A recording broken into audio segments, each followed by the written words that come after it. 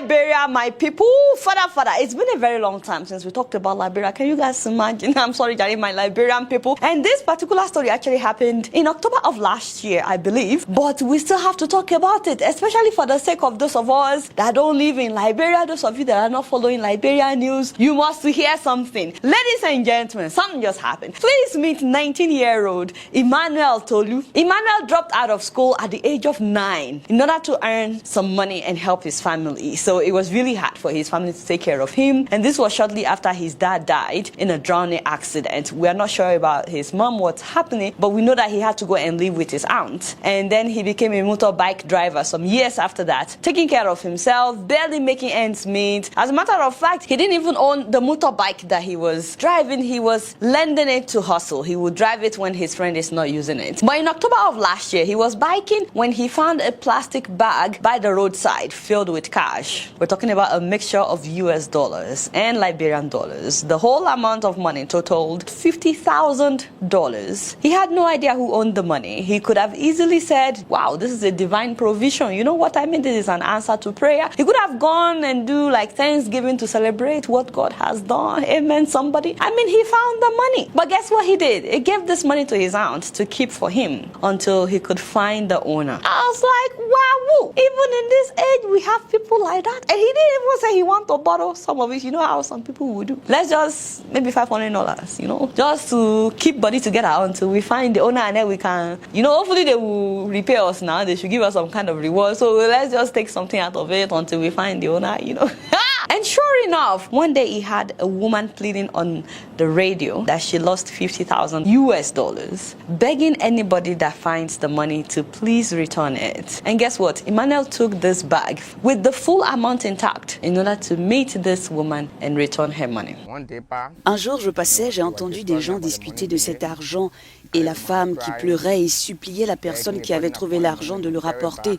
Je suis retournée voir ma tante et je lui ai dit, l'argent que je t'ai donné, il le demande et nous l'avons rendu à cette femme. Do you know that people made fun of him? People called him stupid. They called him a fool. Some people said it would take an angel of God to grab their money out of their hands. People hated him. Like literally people abused him for returning somebody's money back to them. They told him that God buttered his bread. God answered his prayer, but then he gave it away. They said, how could you? But that's not the end of Emmanuel's story. This woman gave him $1,500 as a reward, cooked for him, even made him pepper soup. She was so happy. She thanked him. People, when they heard about his story, they started donating money for him. Also, lawmakers in Liberia heard about Emmanuel and they invited him to meet with the leadership of the House of Representatives. The president, Judge Ware, also heard about Emmanuel and gave him $10,000 cash.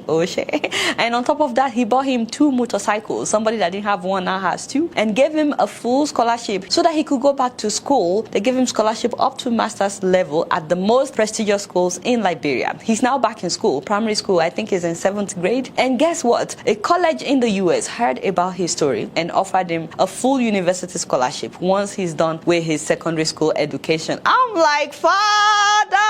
On top of all of that, the president, Judge Ware, made him the ambassador of integrity, and they put him on a monthly salary of $500. And then they have the promise that once he's done with school, that he can work at the president's office, where he will get even more money as salary. And now big companies in Liberia are making him their ambassador, giving him money, giving him endorsements, including gadgets like brand new phones. So my people, you see why it is good to be honest no matter what, no matter your circumstance. I mean, it is good to be honest and be trustworthy. You know, he could have easily made excuses based on his financial status that he needed the money, but that was not his money, and he returned it. His message in different interviews that he's been granting, especially to young people, is that it is good to be honest and that do not take what does not belong to you. I was like, wow, in this age where so many people are not just dishonest but feel entitled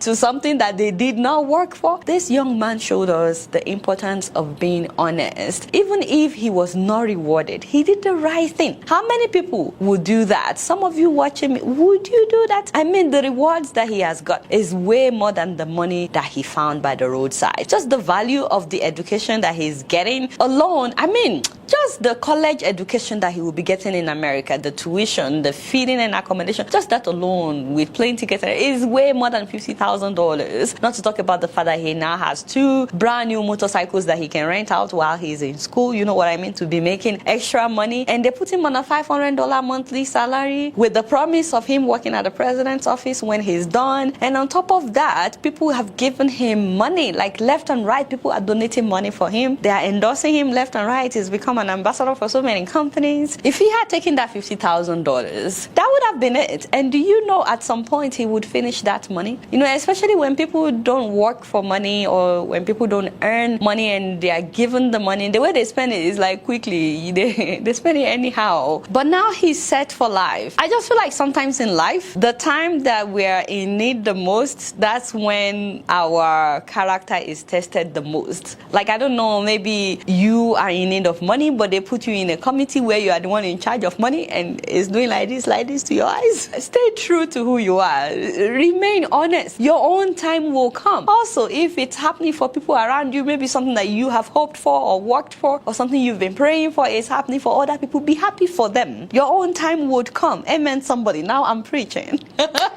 But for you, integrity is very important. You know, the funny thing is, those that tried to stop him from returning the money, because some people tried to stop him from returning the money, the people that called him a fool for returning the money, they are now celebrating him. And many of them are even saying that even they would have returned the money. Yeah, right. Let me know what you guys think about this story. We're so proud of Emmanuel. But would you have returned the money if it was you? Let me know in the comment section. You guys know I don't know much. Guess what?